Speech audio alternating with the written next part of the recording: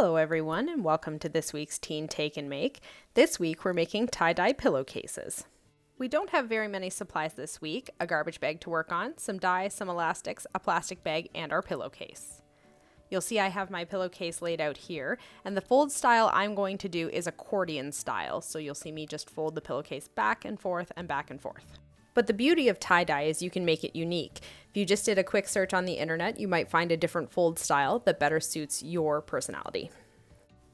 The second step to my fold style requires me to make triangles, so you'll see me turn my pillowcase perpendicular to myself and then just fold the fabric back and forth again, maintaining that triangular shape. If you're replicating the same pattern as I am, eventually you'll end up with something like this. And our next step is just to take some elastics and secure the two base points of our triangle, eventually ending up with something that looks a little bit like this. So that's the end of the pattern I'm doing as far as folding is going. You'll notice I am wearing an apron and I do have a piece of plastic down on my table.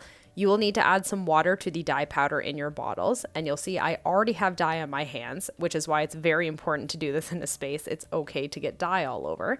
And next up, all you really need to do is just cover your pillowcase in dye, as dark or as light as you like. Lastly, we just need to take our pillowcase and put it inside of a plastic bag to allow it to dry. Once your pillowcase is dry, the last thing we need to do is rinse the dye from your pillowcase. You'll see me doing that here, and the goal is to rinse your pillowcase until the water you're squeezing out of it runs clear. After one more quick drying session, I'm using the sun here, you might end up with something that looks a little like this.